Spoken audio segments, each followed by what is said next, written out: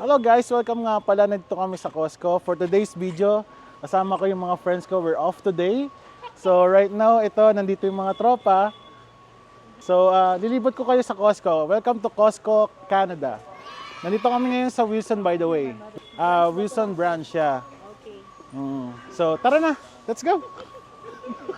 So nandito ngayon tayo sa section ng... Excuse me guys, the store's closed. Oh, You gotta make your way to the front, please. alright. Paano tayo kuha ng pagkain? Diyos ko, my God. So nga pala, nasita ako kanina dyan, a while ago. Close na pala ang aga-aga, Sabado Medyo dismayado tayo ng very light.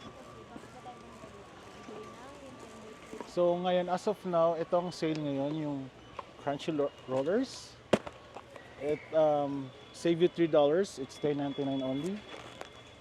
And then, yeah, mga regular prices na lang most of it dito. Ito yung favorite ko. Well, actually, yung isa, kasi raisins to eh. May other pa na chocolate coated na ganito din. Yung almonds yata eh. Yeah, almonds. Ngayon, pa-close na ngayon. So, ang daming pila ngayon dito. Thank you. Yeah.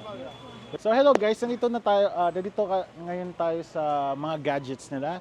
So ngayon nandito tayo sa Apple area nila, Apple products. Meron silang Apple Pro Max 15 and then meron rin silang Apple 14. Yan, tapos may AirTags din sila. Pero ngayon dito sa area na to, wala silang sales for the Apple. Pero may nakita kong yung Apple product na AirPods Pro. Halika ka, tara.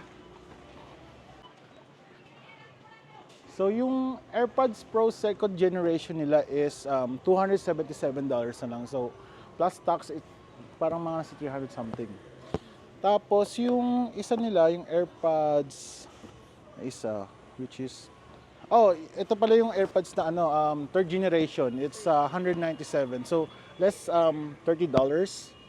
Tapos yung AirPods Pro, it's 277. So, plus tax, siguro mga around 300, yeah.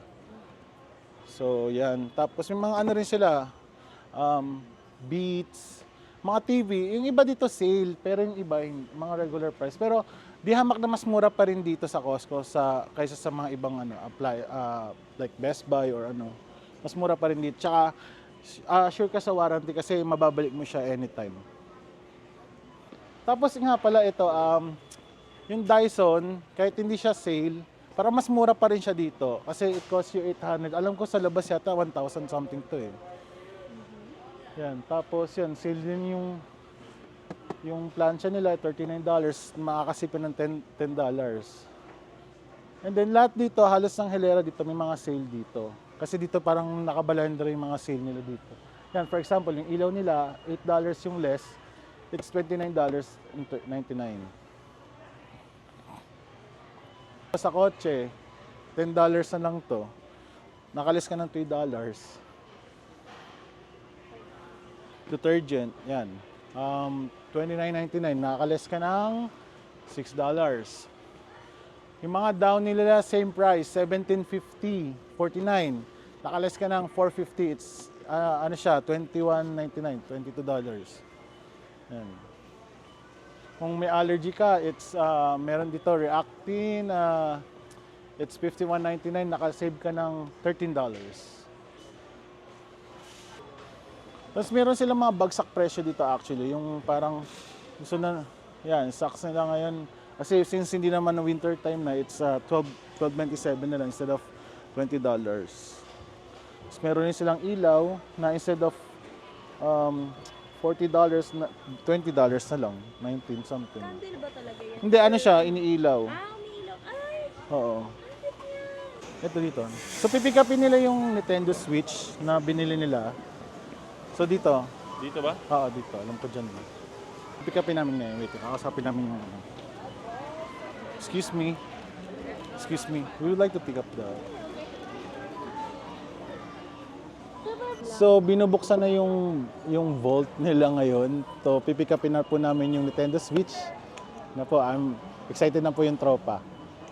Ang tatay po yung excited. Yung tatay po yung excited, hindi po yung anak. Sabi, Wala po siyang kabaang-maang na siya yung binili Ayan po talaga yung ano, yung excited na bumili ng Nintendo Switch. Ito siya, mamaya i-unboxing natin to. Actually, hindi ako mag-unboxing kasi hindi mo ako bumili nito. Ikaw na rin ang mag-ano. Ay, wow! Para ako bumili ha. This is not a paid sponsorship, so kalmahan lang natin. So ngayon, lalabas na po kami, napakahaba po ng pila para po kaming mamayang Jumanji na. Tingnan nyo, parang trip to Busan po yung, yung pila. Lalabas lang.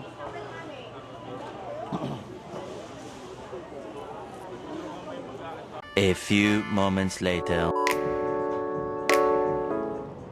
So ngayon, order kami for our dinner. Nandito kami ngayon sa Cabalin. Located siya sa Butters in Wilson. So ito yung mga products nila ngayon. Meron silang atsara, meron silang mangga. So pag nag-crave kayo ng mga Filipino food dito kayo sa Cabalin, malinis na at affordable ang mga prices.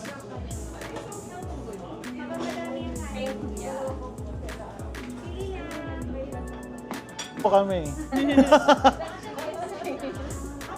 Baka naman daw po. Opo.